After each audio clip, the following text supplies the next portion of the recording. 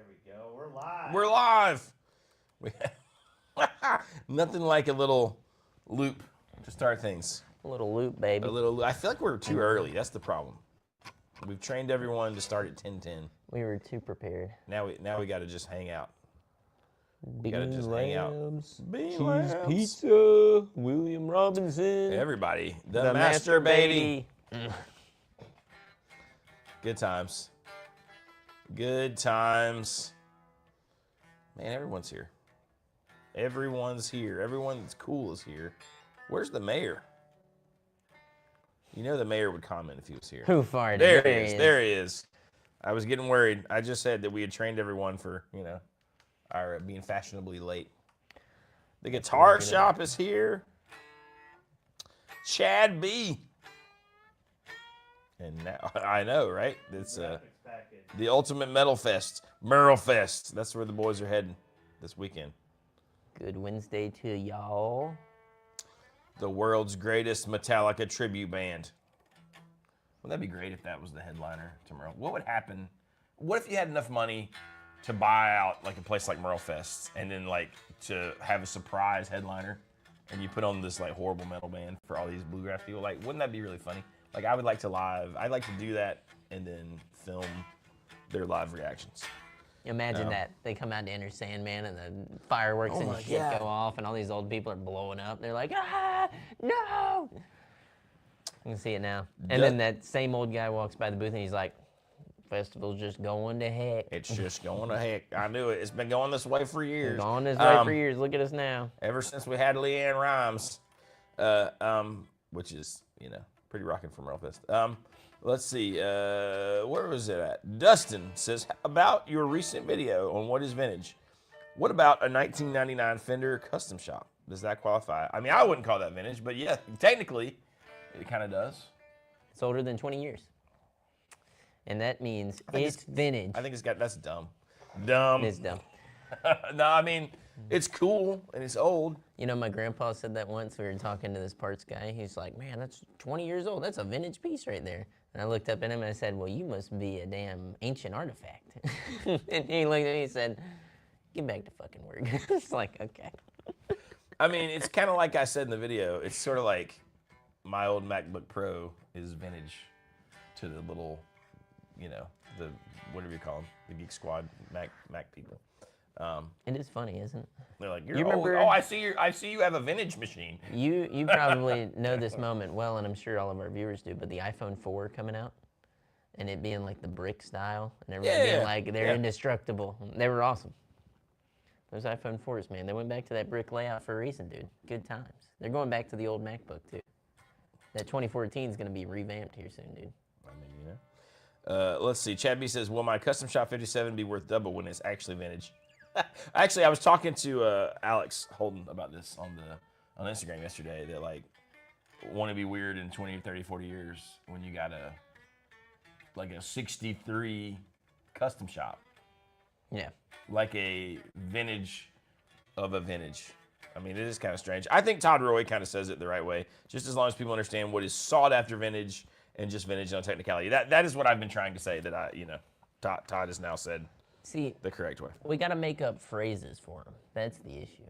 Like, back then, we got all these eras, right? The golden era for Fender. We got to come up with like a name for what this is, Well, but it is once funny. you do that, it's in. Listen, I will say, more than once, Baxter has said we're in like a new golden era, and people say that on the internet all the time because guitars are really good right now. Like they just are. Yeah. Like they're just being built really well. That's why you can buy a $200 thing and it'd be like, oh wow, it's actually a really playable, decent guitar. So I mean, I don't know what history will say, but it is strange. Well, see, that's where I think it is very much the same. Sorry, I was checking the emails, making sure okay. nobody was dying.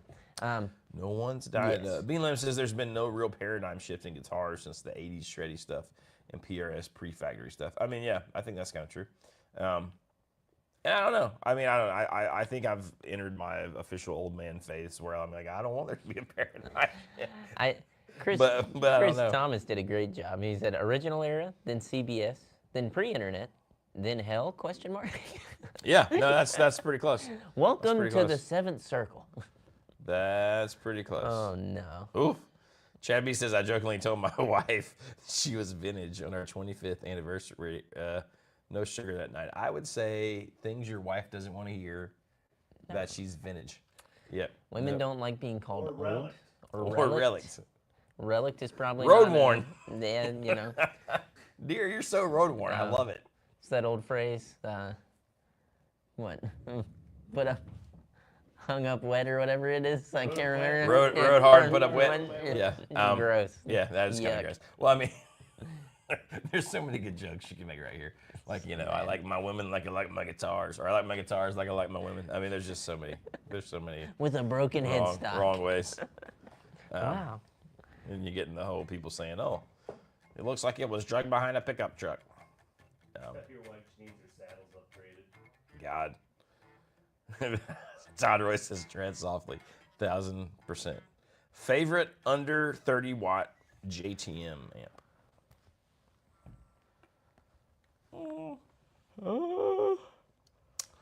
How far under 30 watts? Can it be anything under 30 watts? Because the friggin' baby M80 is pretty close to the top of the pile for me. Good. Super 15's good. Yeah, but I don't know that I think of it as being like JTM. In my brain, it's not. It's a little different character. Yeah. I will say, man, a lot of the new Marshall stuff, like that studio stuff, is under 30 watts, and it's pretty darn good. Like I think that JTM, what is it? Is that a 20 watt amp, Derek? Is that a 20 watt Marshall? Yeah. Yeah, I mean it's killer. Now, the Mighty Woodrow says the Marshall Origin 20, and the Mighty Woodrow knows about all things Marshall, so might want to. Car Mercury 5, yeah. I think Yeah. that's a good one. I don't know. As far as it being JTM-esque, I feel like it's a Titan, Yeah, we're kind of going into any Marshall-y things. Ooh, Mary McChee says we just got a new relic specialist in the shop this week. 10-week-old German short-haired pointer. I have seen photos. She is adorable, to be fair. I'll have to see the pictures of that. I will show you some pictures. Nice.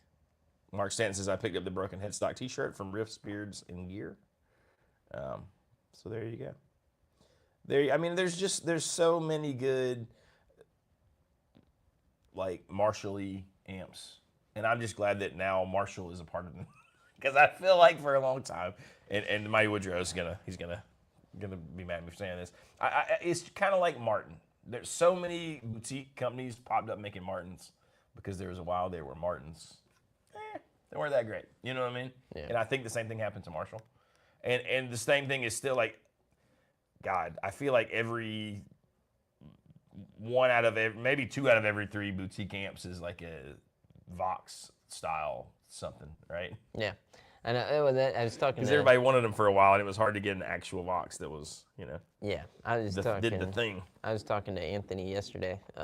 We were doing a little thing together that we were filming over video call, and we were talking about that. I was like, it's funny how many builders, like, if they're building boutique amps, they're just like, yeah, and this is my version of a Vox.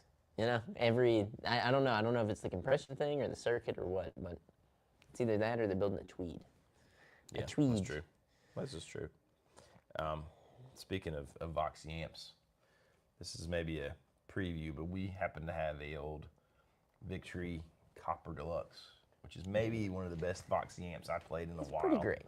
I mean, it's kind of awesome. I was in here playing it last night with one of my students, and it was amazing. It's pretty awesome. Okay, here's an interesting thing before we get to the main meat.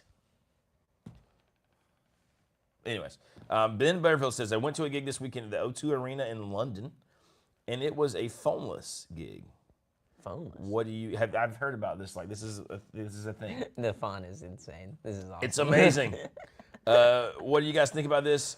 Do you think it will take off? Personally, I loved it. So what do we think about phoneless gigs? Do you remember, Derek, when it was the thing, it was a couple country singers who, like, kicked phones out of people's hands and stuff? What?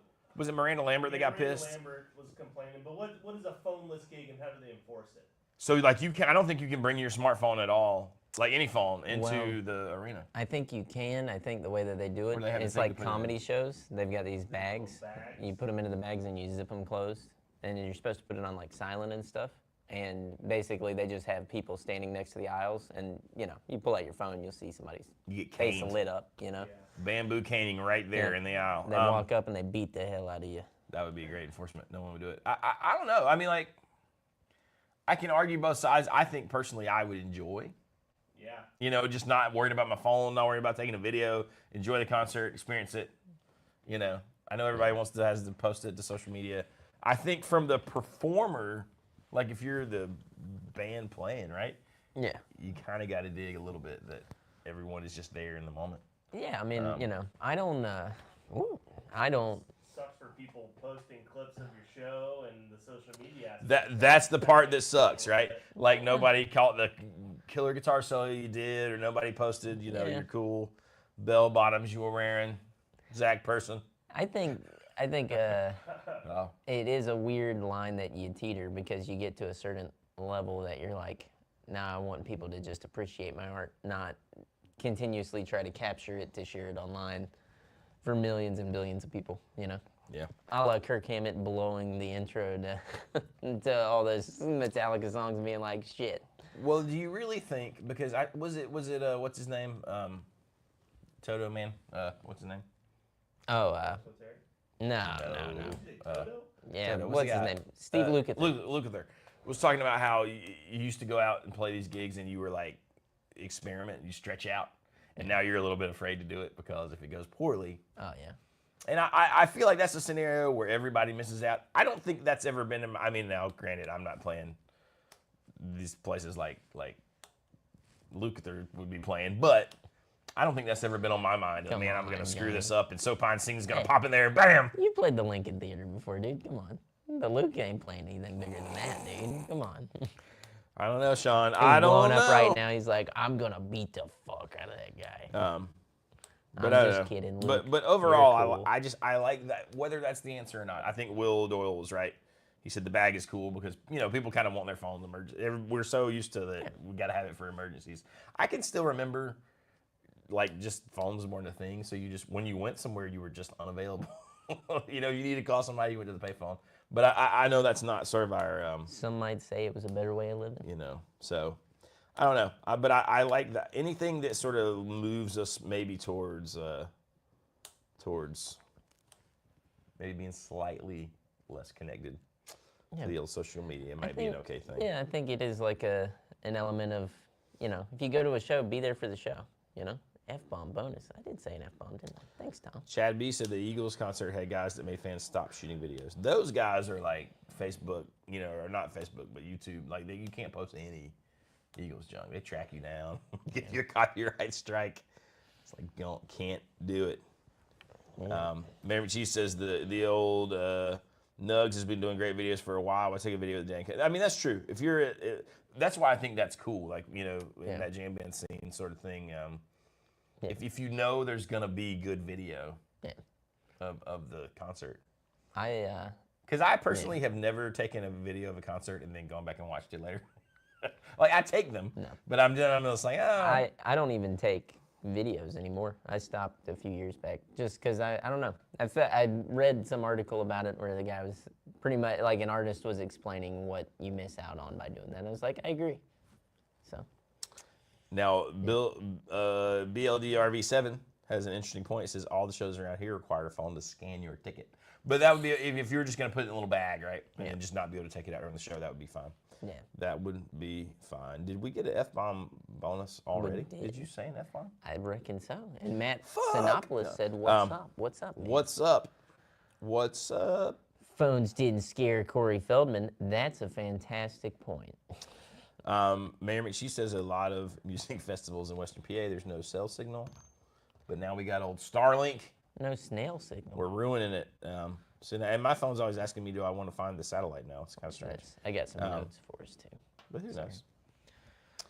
It says Don Henley needs his grandkids to show him how to use his phone. That's probably true. It's true. So yeah, no. William Robinson says you're right. You guys are right. It is Don Henley who will track you down. Because I feel like you can hate Don Henley. I am like, man, Don Henley kind of sucks from that way, but I love friggin' Don Henley's music and his voice. And how could you not love Joe Walsh? Hang on. Brad put in a really good. He said, I was at a Greta Van Fleet show a few years ago, and the lady in front of us had a huge Samsung phone with the brightness cranked up. Halfway through the show, someone sent her a dick pic. It was hilarious. That is amazing. That's dope. That's what should happen to those people.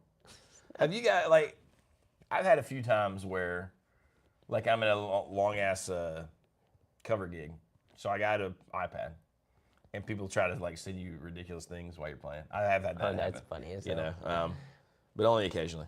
I shouldn't even be saying that. I know, now it's giving people ideas. Give you assholes ideas. Yes. Oh, yeah, this is fun. Brad says she left it or that. That's kind of amazing. Kind of amazing. What do we think about Eastman electric guitars? We had the Eastman guy in here earlier this week. We don't carry Eastman, but he was just in town playing golf, and we know him sort of from merlefest. Guys, I gotta share with you something. Do it. I just Share it. Oh, shit. It's Derek. This needs to be in every person's man cave. Okay. Oh, son of a bitch. That is the doorknob. Oh my God. Wow. We need that. We do need that. That should be how you get into here. Yeah, that would be great. amazing. That'd be cool. God. Sorry to interrupt. No, that's No, great. no, that's good. That's worth interrupting for. That's actually dope. So what do we think of? Basil Tiffany says it actually is right. That's the real issue. It's not phones. It's absolutely inconsiderate people. That's true for a lot of things. Do we like? What's up, Daniel? Come on, Mayor McCheese, make us one. Make us a giant knob to be a knob. 3D print that. He's gonna chisel it out of wood. Damn it. He doesn't 3D Todd Roy says print. he's not used to a large knob like that. That is hilarious. How do I order that doorknob? Listen, do we like Eastman guitars? Yeah, they're okay. Yeah, I mean that would be my my glaring review. They're okay. They're great. They're fine to play, right? It's like where nobody's lusting after an Eastman, unfortunately. Yeah. But anyways, repairs, Daniel. I haven't had time to even chat to Sean or Baxter about that. But I'm glad you reminded me. I'll try to do that today before they leave for the old merlefest. But let's break it out, boys. Talking to the doorknob. Last week on the old live stream, we were talking about the Star Singer slides.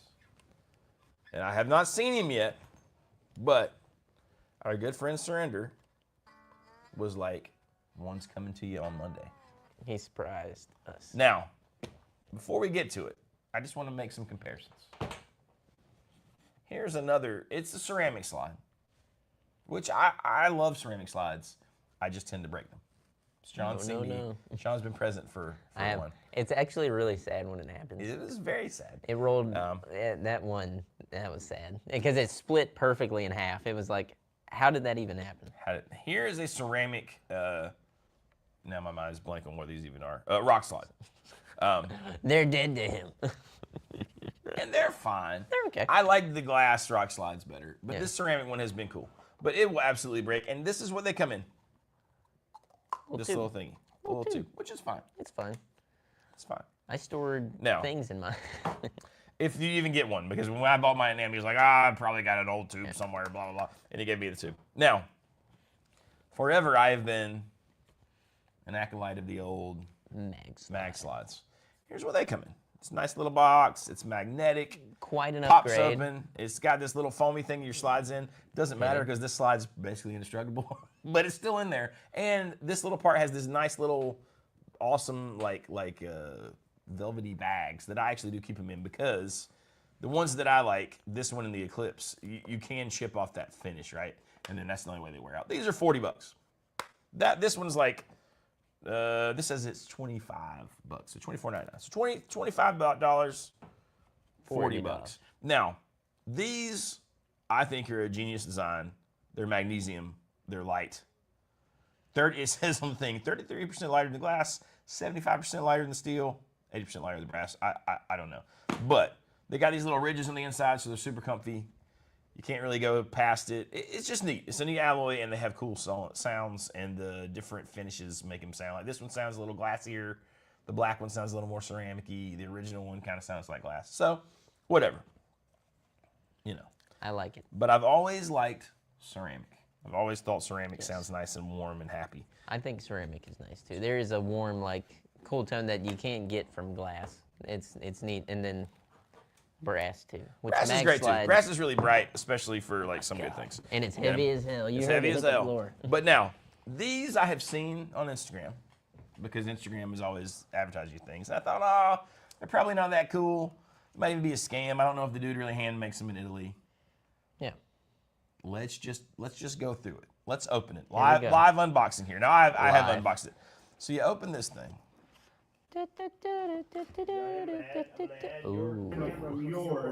Okay, so you open this thing, right? And you get this great little wooden chest. It's beautiful. With the slide in there. Look at that. It's got this little crackle finish. So the slide itself is actually amazing. And I don't know if you can see it, but he has this little thing where he stamps his little mark in there. Now, the slide is great. This does the thing that great ceramic slides do, and it's maybe the best one I've ever played because it. And listen, we don't know this guy, like, you know, so this is not an endorsement. It's not a paid, you know. And Surrender sent me the slide, but I was just so happy that they're what they claim to be on Instagram because not all the things are. It like when you play slide with this thing, it like resonates. Yeah. And now there's something to do with the coating on ceramic slides because I used to use a company, the one that I broke was Rocky Mountain Slide Company. And I had a couple of those. I've broken them all. But that guy I thought he was crazy the first time I talked to him on the phone because he's like, what color do you want? They sound different. And he wasn't really saying the colors sounded different. The glaze he used were like rougher or smoother or like thicker, you know. So every color is a different glaze. So they really did sound different. But anyways, so this thing like resonates. You can feel it. It's like more sustained. You should try it. See. Well, they're not going to really hear it. So you try it and tell them what you feel. That's what you think. Wait until they hear what's cool, though, right? So you get that out of the box, and then you see, and I can't decide if this is cool or not, but it kind of is. You get this thing, which is like it can go on your strap, and you put your slide in there. It's like a little, and it's actually really nice leather. So that's kind of neat. You also get this cloth, which I guess is maybe to wipe off your slide. I don't know. But here's what I thought was impressive. You get this thing, which is made to like go on the inside of the slide, and there's a spot where he doesn't finish it on the inside so that this will stick to it so you can size it to your finger. Oh, I don't like that. I like my finger to move around. Dude, look at that little envelope. I'm not super into that. That's cool though. I like that. You got this little thing that tells you how to put the sizing guide on it. It tells you there's a video to watch for that. I need to see that diagram. That's what I was gonna say. It was an unfortunate use of shapes. Yeah, hey. But here's where you got this great little thing, envelope, and it's got this book, right? So I'm looking through the book. Now, got a nice little note from the guy, and you go to the website, and there's a members only thing where you gotta have the code. You go into the code, there's the video about how to size it. There's all these videos about like slide technique. There's backing tracks the guy has made for you to jam with slide over. There's all this stuff, right? Like all this content. And I'm like, man, this is really impressive. And he's talking about how he and his wife hand make them. Pretty awesome. And then the greatest thing is if it's got that little stamp on there, they have a lifetime guarantee. So if you break that, like if you dropped it right now and it broke, Yeah. we can go to the little website and get a new one. Now, how much is this retail-wise? Most of them are $50, but I see them all the time for $39, like $40. So I think it's safe to say that a lot of them That's are $40. a good deal. But either deal. $40 or $50. But anyways, all that to report. First off, thank you to Surrender. But secondly, just to say, I was very impressed with everything about the Star. Like, first off, it is a great slide. So even if it had come in like this, I'd be like, man, this is a great slide. But it does not. It comes in with all the cool stuff, and I just think it's impressive. It's kind of weird. It almost feels like it's easier to use than other ceramic slides. Just do it and hold a note, like just to one note, no vibrato or anything. It's like it grabbed. There's something when good ceramic slides, it's like they grab the string and keep it going. Chad, I almost bought the mule to play the slide with today, but then I was lazy this morning. I still think that is an amazing instrument. Maybe we'll do a demo video with the Star Singer and the mule at some point or something. But anyways, so if you were thinking about buying one of those slides and you thought, man, I don't know if I want to throw that money away, I think it is money well spent. Chad B says, I'll trade the mule for a 2-rock amp. Sadly, I don't own a 2-rock amp. So I'd have to buy a 2-rock amp from Baxter and then trade it. Nathan Killinger, weren't you homeschooled? I feel like that is a Todd Roy. No, I did not get a resonator. That is Chad B's mule, which is amazing. But anyways, oh, now I get it. Nathan said, I think my sex ed teacher had one with similar instructions. But anyways, there you go. There you go. What SG is that? Looks like a standard. What year? That is like early 70s SG. It's Baxter's. I don't know exactly. Spark plug socket has been used. Yeah. If you've ever used a socket, they're pretty darn heavy. Yes, they are. So. Thanks for letting me play that. That's amazing. It's fun, right? Pretty good. Good number. It's also quite a bit lighter than the rock slide one. So I don't know. It is. No, that's nice because like I've been used to using this, but the weight of that was like almost. It's not as light as the Max Slide, and I probably still primarily use the Max Slide like live, just because you have to worry about it. But pretty amazing. Mary McShee says $50 is fair for life. Yeah, no, seriously. It's kind of crazy to me that they can manage to replace them, But I don't know.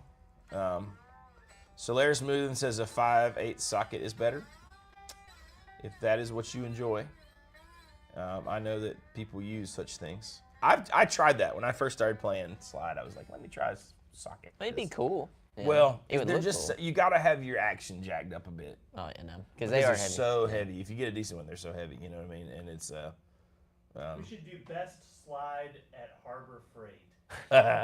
and go just try to find a bunch of Look, random I things. found a screwdriver. I mean, We got so many sockets there. you could use about anything, which that's actually not a bad idea. But, and I like those heavy metal slides are awesome if you're just doing like the big slide into chord, like rock and roll. But if you want to be able to move around, You It's maybe kinda get tricky. into it, it's a little bit tricky. bite into them. No Harbor Freight slides. I think that should be a video, Derek. Me and you should go to Harbor Freight. Buy random things, but there might be things we're not even thinking about that would be great, great slides. Greg McFadden says, I'm gassing for the new Tone King Imperial pedal. I need to look at that. I have seen it, but I haven't looked at it very, very much. Ronnie Walker says, I'm consistent with any slide. I sound terrible. Man, slide's one of those things I think it takes a while. Because like I know for me, like it was, and I still only feel like I'm okay at it. Like I think I was okay and could play like something like little melodies, and then I'd be like you know. You see It takes a long time to get really well, you see like, those consistently guys good. who just really only play slide, like some of these Instagram dudes who are just like, wow, you know. You see it, it's like, damn, like I definitely can't do that with it, you know, yet. Yeah. Todd Roy says, speaking of slide, how awesome is Megan Lovell from Larkin Poe? She is pretty amazing. Now here's an interesting thing. Christian says great slide players only play slide. I don't know if I agree with that because Dwayne Allman was pretty damn good with his fingers, as is Derek Trucks. The people don't like, and if you go watch a current Tedeschi Truck show, the thing that kind of floored me the last time I saw him was how much of the show Derek is not playing slide on. He said, you know, it's about split. I'm turning my back. But yeah, and like Arthur Sinclair said, the Rival Sons guitarist, he uses that jet slide thing that turns in his finger, which is pretty cool. I've never been able to get along with one of those. But I will say that most of the great slide players are playing slide most of the time. Because I do think it takes a lot of, you know, a lot of the stuff. How about a slide lesson on the channel, Jonathan? I do think there is a slide lesson on the channel from me. I think there's some on your personal channel too. Some on my personal channel, but we did one. If you just search on Casino, we did one when the God, it was a new, like, was it the Player 2 telly when it came out? I grabbed it and that's what we used for a slide lesson. I think so. It was within the last 6 months. There is a relatively recent slide lesson from me about some of the ways I think about it. So yeah, go check that out. In fact, I can probably put a link to it in the chat. I'll do it right now. He's gonna do it now. Because I'm that kind of person. That's how we are. You know, Eric Clapton doesn't play slide. But he does. He actually does. And no one bought his slide guitar at auction, so I don't know what that says about it. But you remember that hardtail Strat that didn't sell? Yeah. That was his slide. That was the guitar that he like only plays slide on. They said, "What a motherfucker!" Awesome. It's true. While you're doing that, I'm gonna throw out a couple of notes that I wrote down. Throw them out. Because it's been a wide open week. We got so if you are in the Clayton area, Grit and Chime shop, an awesome dude, has a store in Clayton, and he's doing his anniversary this Friday with free drinks. So go check him out. We're gonna be out of town, but if you want to go and check him out and say what's up, he's a really friendly dude. What kind of store is it? It's a guitar shop. Grit and Chime, really cool. I think they're just about a year or two in, but he was really nice. He came by the shop and hung out with us, and was like, "Look, I brought these amazing weird croissant things that were glazed and had all this stuff. It was delicious." So go check him out if you're in the area, and tell him you said what's up from the casino, and check out his shop, man. He's got a cool joint. I like it. Now, while we're speaking of shops, I went to Asheboro this past weekend to try and go to the zoo. The parking lot was full at the zoo, so we didn't go to the zoo. But we went to Asheboro instead, and there was a guitar repair center, and that is the actual name of the place, the GRC, Guitar Repair Center. So this guy, Brian, I talked to there, was super nice. If you're ever out in that area in Asheboro, go visit my new friend Brian and give him some love and support. He's got a cool little shop, and a cool little harmony on the wall, a couple of things like that I was into. But if you're through the area, just go say what's up, dude. There you go. That's it. I like it. I just put the old link to the slide lesson video there if anybody wants it. So, but yeah, it's up. Yeah, I mean, there's talk about now people who are good at slide. I mean, there's all sorts of guys who are good at slide. Oh, and Uncle Larry's pretty darn good slide player. Sail away. That's what I think. People are saying Warren Haynes. Warren Haynes. Nathan Killinger says, watch Derek Trucks for slide tutorials. The only thing you got to remember about old Derek Trucks, and here's the thing about it, right? You got to decide if you want to play slide in standard tuning or if you want to play slide in open tunings. And Derek plays pretty much exclusively all the time in open E. fingers or slide. If you really want if you want to play in standard tuning and you don't want to play slide all the time, like I only play in standard tuning, then I would say Dylan Adams is probably the best out there right now as far as like lessons. That's a bad man. He is a bad man. He's amazing playing wise. Seeing him live, he went up there and he like crushed it. It was awesome. I was like, he's as good as anybody. I would say as good as anybody. Is he as good as G.E. Smith? I mean, just barely, But there's I mean, you know, and Warren is a great slide player as well, and he plays in standard tuning.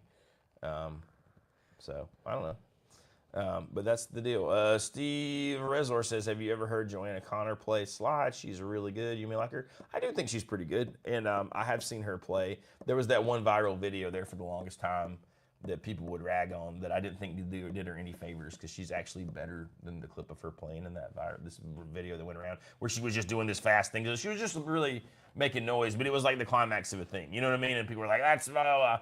But she actually is a very good slide player, and I kind of, you know, but a lot of people have not heard of her. William, I have a Chorus Eden bottle, an old one with a seam, and it does sound good.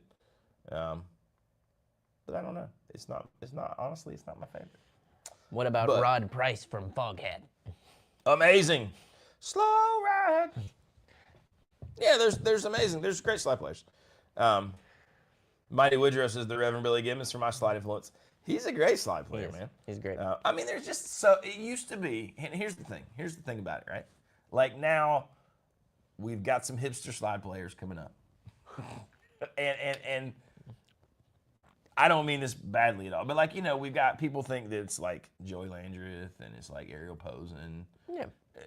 You know, Dylan Adams is in this new crop, but I think he kind of harkens back to the old school. But it used to be what it will always if you be. played guitar, and especially if you were sort of Southern and you had that Southern rock kind of background, you just learned to play a little bit of slide. And somewhere along the way, I think it got a little like you didn't, you know what I mean? Yeah. But if you grew up listening to Molly Hatchet and, you know, old Leonard Skinner and all that stuff, then you listen to the Allman Brothers and you listen to all this. And how many people in this chat know who Molly Hatchet is? I just want to throw that out there because that was present for me growing up, but I didn't realize it was a North Carolina thing until I was about 19 or 20. But it is though. Or like a Southern thing at least, you know. I was like, oh, damn, like I went up north and it's like, no, nobody knows anything about it. But you know, like all that stuff had slide parts, right? And those guys, and you could kind of play. And you know, it's sort of like how you talk about now, how like there's all these kids who can play Jimi Hendrix stuff more technically. Yes. Or like even SRV maybe played it more technically. Like these guys playing slide, there's way more technical slide players out there right now. Yeah. But, you know, back then it was just sort of it was just another skill I think that not everybody, but a lot of those guys just kind of had. And I think we've lost them. And I think that's how I grew up, just thinking, oh, well, I should be able to play the beginning of Freebird because what if we had to play Freebird? I need to play it on slide.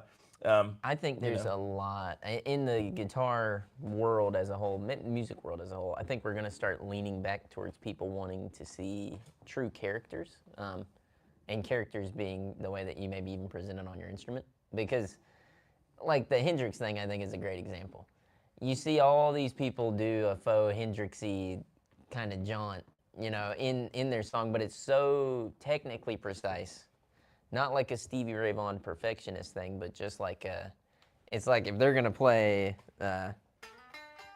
like there's no flavor to it, it's gonna be, you know, and you're like, that's not the point, you know? It was wide open. Can we just have a moment for Basil Tiffany's burned to hell. Just kidding. Jesus. Now, Daniel, see, and here's exactly what I think you're saying. Like, Daniel says, I think we all see Dwayne Allman or Derek Chucks play, try to learn slide, and then give up.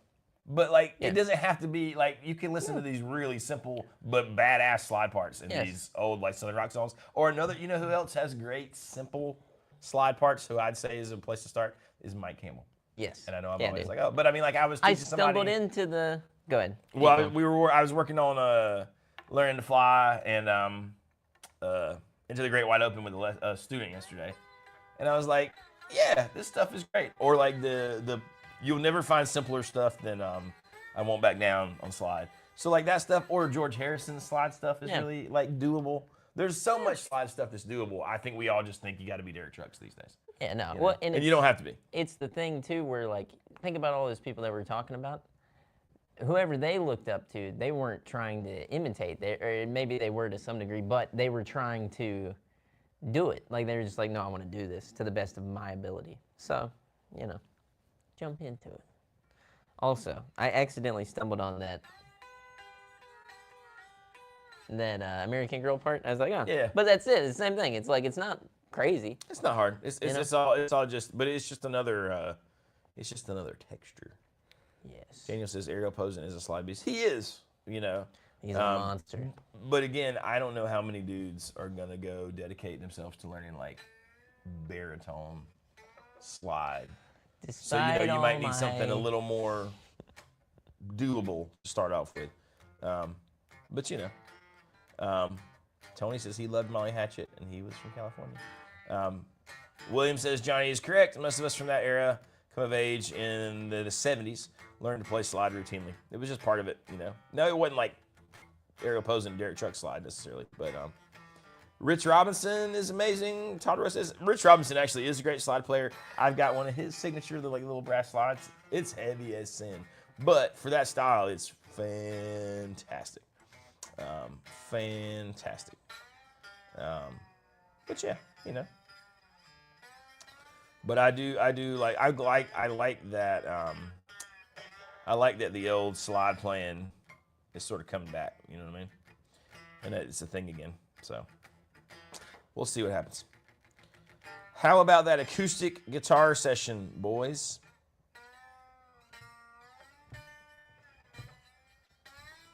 Nathan says slide makes you back to the bone. I feel like slide does kind of make you back to the bone. If you get a confidence with it, I think it's like it can come off badass. Do we think so? Like, and I agree with Todd. Megan Lovell's center lap steel slide is very heavy.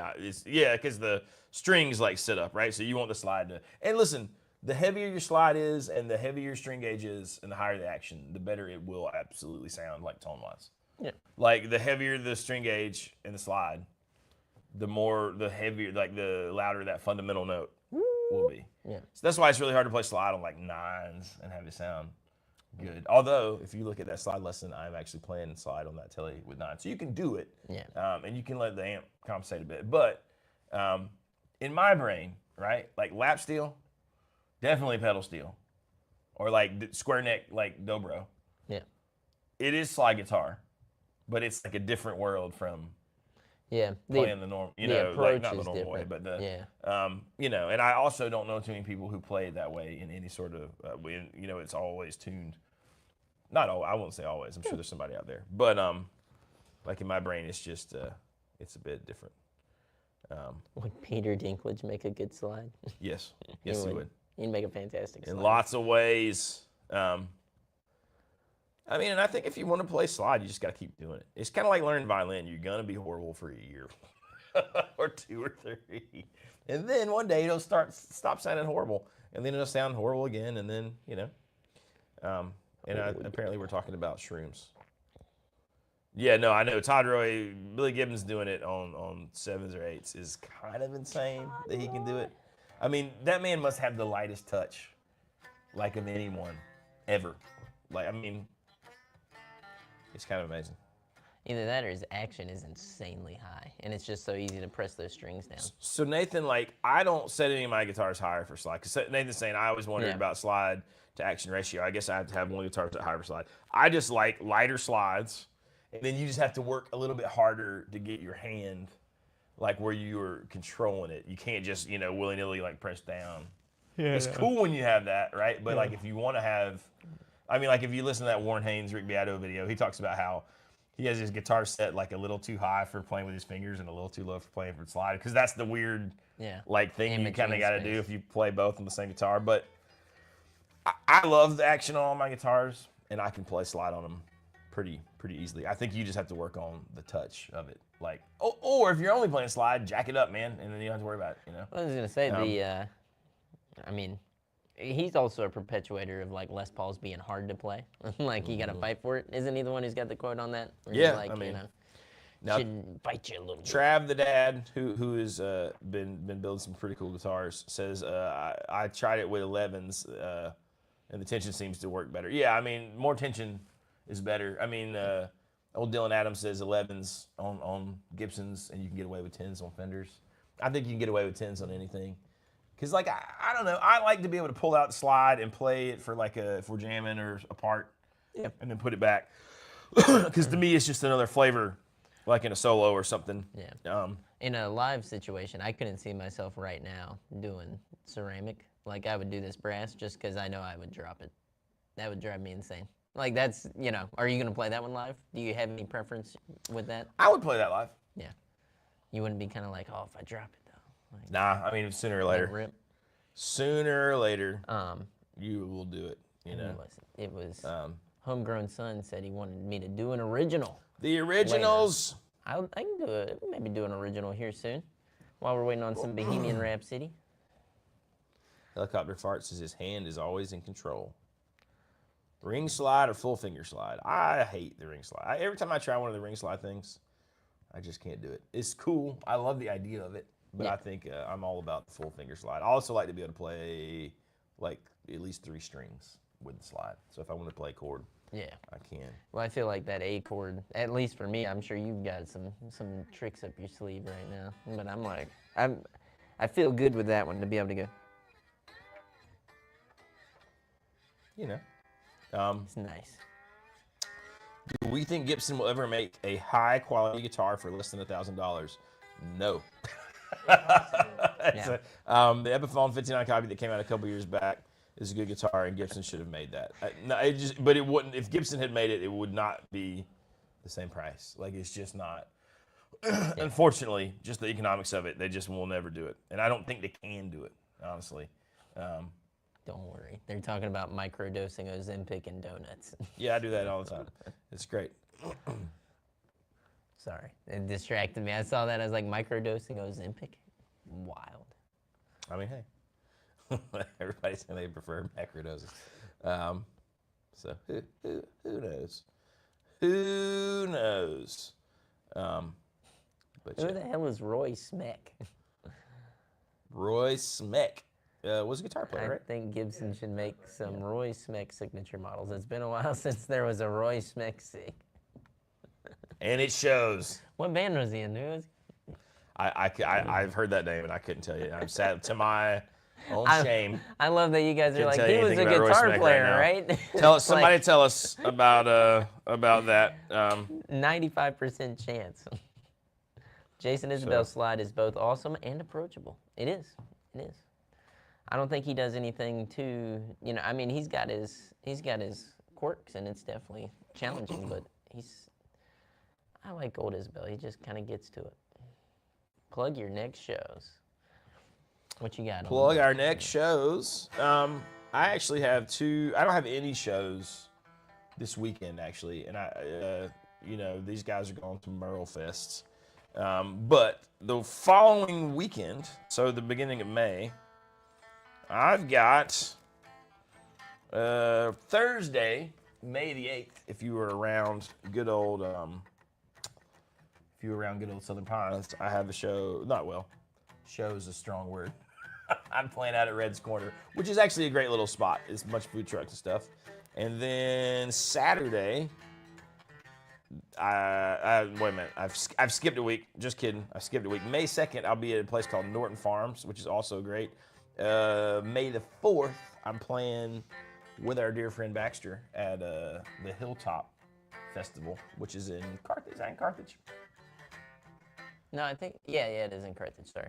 There's a flyer. I know, I keep thinking it's going to be in Weymouth Woods, but it's not. It's a bunch of folks playing. It's like a little music festival, and I think we're actually going to do a new original set that I've been working on, which should be kind of fun. It's going to be sick. I've been hearing it. I've been hearing it through the walls down at the Old Rooster, and it sounds pretty good. It's okay-ish. I'm excited. It's okay-ish. We were just talking yesterday about fun stuff, fun plans. Sean Burke says, you ever seen the episode of Guitar Moves where the Black Keys guy tries to show the host how to play slide? No, but I want to see it because I bet it's hilarious. slow down. Do that part slow again. Because that guy's always like, hold on. Hey, hang on a second. Hang on a second. I kind of like the one with Sturgill Simpson. God, it's so Where he's good. like, hey, wait. It's like, wait, hang on, what? Wait. Let me get Ferg, my producer, down here. He can play guitar with me. Come here, Ferg, sit down. And then Ferg starts playing, and then they just start ripping. You're like, it's happening. We're doing it. We're doing it now. So I don't know. Maybe a segment of John and Sean's Guitar of the Week, where you each pick a current custom shop off the wall of Casino. I mean, we got a bunch of good custom shops right now. The problem... Tell them, Johnny, what we were talking about yesterday. Maybe I was talking with Sean about this. You're talking to me about it. Where we advise you on your Yes. Reverb purchases. So if you guys, and maybe this is our test bed for seeing if you'd like to do this. Maybe we even try one or two. We'll see. Derek came up with this idea where he was like, what if we asked you guys what are guitars that you're looking at on Reverb or, even a new guitar, Sweetwater, whatever it is. You're looking at this guitar and you're trying to decide if you're going to buy it and you're just questioning some things on it. You can send it in to us in the live chat and we will pull it up. We'll pick a few out and pull them up and go through them. That was kind of the gist of the total idea that we had there. Based off of what you guys were asked to do at the Yeah. guitar show. What we were doing at the guitar show, we were up there, and everybody who, I'd say everybody, it's a little over the top, but most of the people who came to see our booth ended up bringing guitars over to say, hey, what do you think about this? Is this okay? Should I buy this? Is this a good deal? Should I ask for a lower price? It was all that stuff. Yeah, it was. It was a lot. Oh, my God. I was like, No, don't buy it. Don't buy it. So we did a good bit of that. So if you would like that, let us know. And, either, I don't think it'll let you put the link in here, but let us know exactly what the guitar is. And It might be able to. I think it blocks links. I think I tried to do that before with something. Somebody put a link into the Reverb. I'll leave Reverb link into here and see if it comes through. Yeah. I don't know did it let my link earlier for the YouTube video come through? I don't know if it did or not. Mayor McChee says you could also just go through whatever's in Reverb and bullshit about what gear the pod. I mean, that's kind of funny as well. Yes. I was trying to figure out how do we get like really bad takes too that we could just rip to pieces and be brutally honest about, because that would just, I think, be kind of funny. So if there's anything that you find that you feel is criminally bad and should actually not be on Reverb, let us know, and we'll look at that too. Nathan says, here's something. Do you use any pedals or certain knobs or configurations while slide playing? A little distortion maybe? Chorus? I think that the longer I play, the less of that I have to have for like absolute necessary. But you got to have some compression from somewhere. Like, and it doesn't really matter if it's a compressor pedal. It could be distortion. It could just be a tube amp that's loud enough. You know what I mean? It could be all sorts of stuff. There's things I don't like. I think most chorusy kind of effects I don't love, like with slide.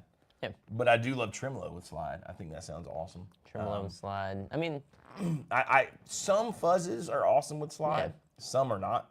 I think, a big part of it, and maybe this goes to, as we were talking about slide playing as Southern men, Southern gentlemen, is there should be some amount of self-discovery there. And it's okay to like try out some weird things that you think aren't going to work, so jump into that. But as you were saying, I think all those are really good. I mean, I think you start with distortion and compressor just because it makes it easier, and there's nothing wrong with making it easier on yourself at Bingo. first, right? And then as you get better, right, and your technique gets better, and I still don't. I mean, nobody wants a bone dry, like clean, like unless you're doing the double compressor, like little feet thing, like George Lowell, like that's cool. That sounds great. What do you mean? I'm plugging straight into this twin reverb. That's it. And if you can play it on 8, that's awesome. Yes. And if you're like Derek Chucks, you can play the supers cranked. That's right. Awesome. It works. It sounds amazing, but you just need a little. You need a little something. I think the compression and a little OD to distortion territory to give you a little bit. It's just nice to have that barrier. It gets you. The sound will get you excited. But I mean, and there's different like styles of slide as well, right? Like there's the singing, like one big note that's fun. But if you're playing on acoustic or you're playing on like a less clean sound, then you kind of have to play more of the like.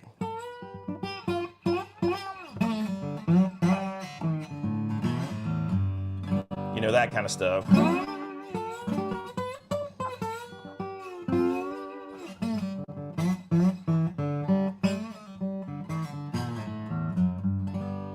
But you get, you know, you get a lot of that noise.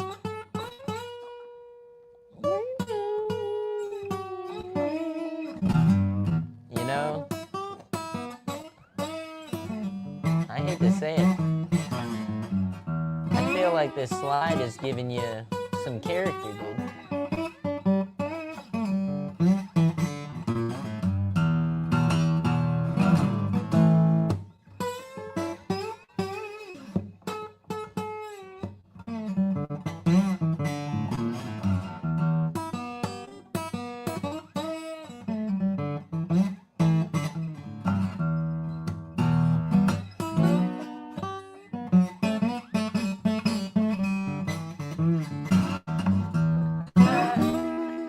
Is that Kev Mo or J Rob, dude? Dude, I don't know It's what just it fun, is. I you know? think that compared to other slides that you play, I don't know. I've not heard you play slide in such a fashion before. I'm sure you played some of those exact same lines, but that just worked. I don't know. That was nice. Good job. Nathan Killinger says, "Guess it started with acoustic player." Yeah, I mean, I guess it did, like with all the Blues, right? all the old blues players playing with like backs and knives and stuff. I mean, because those guys, that's the whole reason it's bottleneck, you know. Well, that's is they the- take a bottleneck or they take the back of a knife. You hear BB King talking about the back of knife blades, like guys playing. I was gonna say, what's that's his where name? his whole vibrato Yeah. comes from. Jason Isabel said that that's what inspired him was his grandpa or his dad would sit down. He was a preacher, and he'd lay the guitar out flat on his leg, and he'd pull out his pocket knife and he'd play with it. And he said that was the coolest thing ever. Yep, you know. Which I agree. I'm like, yeah, it is. Euthymia, technically all sharps and flats, just the same thing, just a slide. I mean, it is all the same thing, but that slide you gotta coerce it a little bit to make the noises you want it to There's make. some good slide playing in that Sinners movie. by the That's way. what somebody said earlier. Derek went to see the new Sinners, which is like the kind of thriller horror like vampire thing. And is it New Orleans, Derek, that's set in? It's at Mississippi. Mississippi. It's Mississippi, Derek and said- it's all, a lot of it is about that that the like guitar kind of Delta mythos, blues you know, Bringing out the devil. calling the devil. Neighbor Cheese says the slide woke the puppy. I don't know. I love slide. I really do. And I've played a lot lately. I just, you know, I'm sort of constantly on a thing to get better at slide. Daniel says, will you do a slide lesson for acoustic, John? Yeah, we could do that, man. We could do that. This is a Guild, a D240E, I believe, which is a stupidly good guitar for the, what is this thing, $600, $700, $699? For a $700 guitar, it is ridiculously good. I know.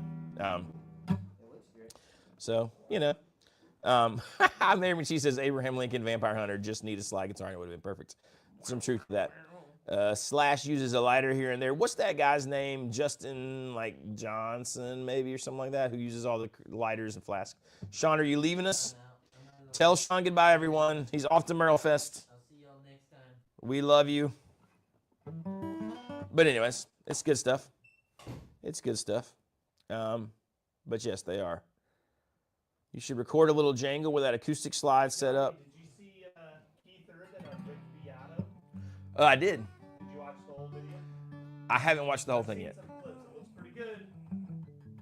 He's holding It is. the guitar. I'm sure it is pretty good, right? Somebody said that acoustic slide setup. Now, oddly enough, right, like this guitar is set up to play really nicely, so not set up for slide at all. I find most acoustics to be pretty easy to play slide on just because the strings are so heavy. But the hard part of acoustic is that you end up with all that noise if you're not a pretty good muter behind the slide.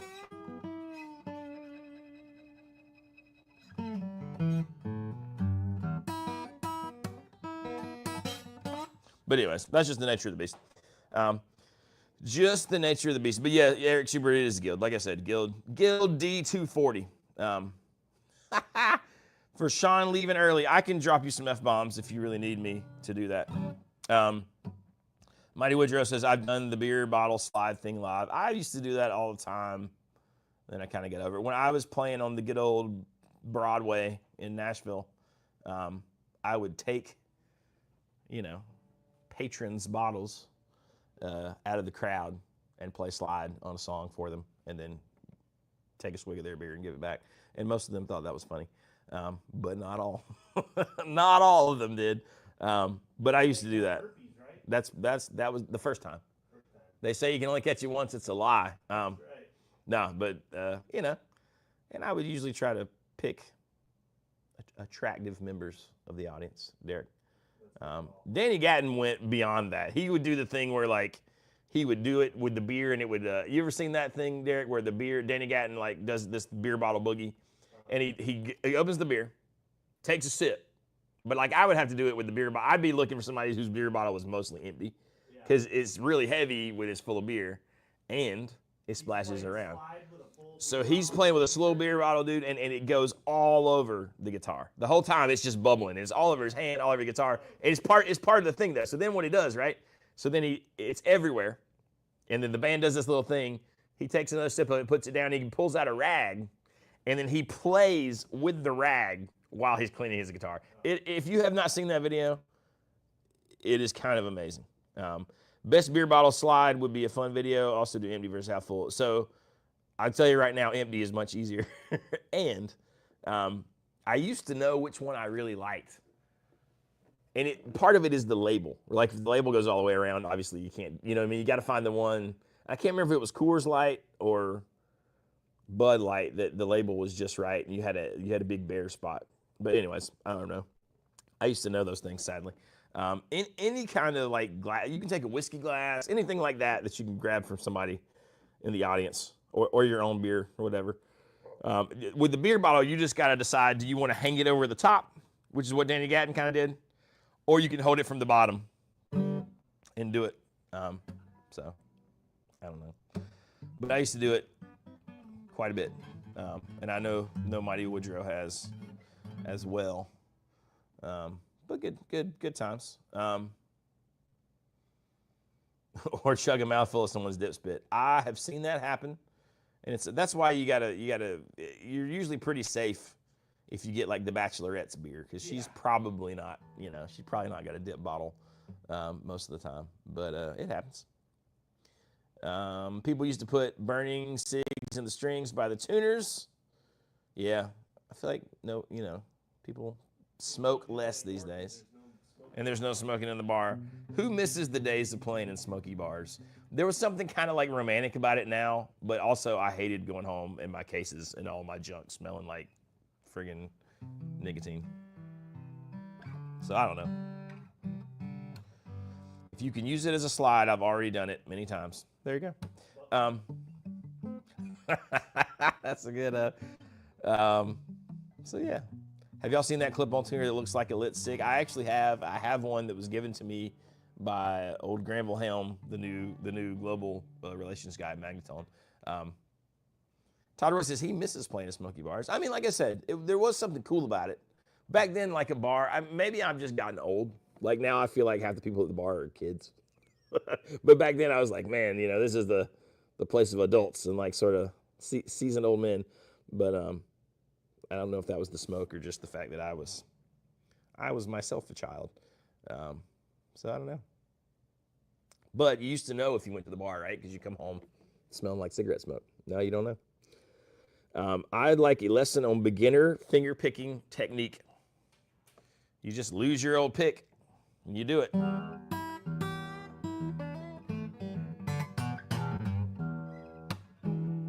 The easiest thing if you want to start finger picking, Tom, is just like play a chord progression that you know, like G, D, E minor, C, and just thumb and finger.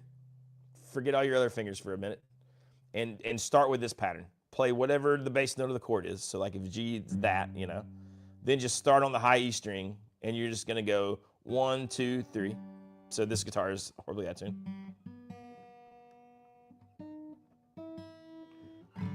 You're just gonna start on the high E, and just go, up E, B, G string, and you're gonna do it twice plus the high E, because that's 1 and 2 and 3 and 4 and then just do that. 1 and 2 and 3 and 4 and 1 and 2 and 3 and 4 and 1 and 2 and 3 and 4 and 1 and 2 and 3 and so you're just playing eighth notes. If you get comfortable doing that, you can do every other finger picking thing. Then you can start mixing it up and doing bigger stuff. Should have used the Esteban. I miss the old Esteban. I don't know if you call them infomercials, but they were fantastic. I can remember skipping class to watch Esteban. Mighty Woodrow says he remembers that haze at Hudson Brothers and the Gold Dust. Yeah, I mean, you know, like I said, it was a thing. And until a few years ago, there was still a place I'd go play in Kentucky called like the County Line or something like that you could still smoke in there. And it had the haze. And every time I did it, it was a little nostalgic. But then my stuff would all stink. And I'm like, oh, yeah, I remember how this sucked. Ned says, I just like going out and microdosing Marlboro menthols. Pretty hilarious. Tom, God bless you. Yeah. Tom is kind of the man. John Washburn says, my guitars were prettier during the smoky days. But, you know, what are you going to do? What are you going to do? I will have to say I had some pretty fun times in the old smoky bars. But I've had some fun times in the non-smoky bars as well. So it was weird back in the day when like you'd go out to eat and have the smoking section, you know what I mean? I don't know. It was just a different time. Anyone got a good name for Homegrown Sons 3 P90 Telecaster with Strat controls? So yeah, imagine a mahogany-bodied Telecaster set up like a Strat, 3 pickups and a trim, but with 3 P90s. I feel like there's got to be a great name for that. Derek, what's the great name for that guitar? The Triple Threat. The Triple Threat. That's not a bad idea. Triple Threat. I feel like it's got to be something greasy and grindy with P90s, you know? So, I don't know. Still have I think a debate raging on about the drugs. Doesn't smoke enhance the vintage process? I mean, you know, it is funny, right? That like we buy these Master Build guitars that are like nicotine looking and stained, but there's a sterilness about that, right? Because it has all the look and none of the smell. Because I promise you, if you open a guitar case like that really looked like that, especially if you're like, oh my God. But it is funny that we sort of romanticize and love that so much. And you can air that stuff out. You can air it out, but I don't know. I guess it brings up the whole philosophical question of, do we want the thing or just the idea of the thing? Probably mostly the idea of the thing, but I don't know. Drives so much guitar buying. Dude, it does. It does. This idea that I can have this old nicotine-stained guitar. You know, what are you going to do? Ask Trogley how many videos on smoky. Oh, he has many videos on smoky guitars. Mark Stanton says that smoking definitely enhances the vintage look of humans.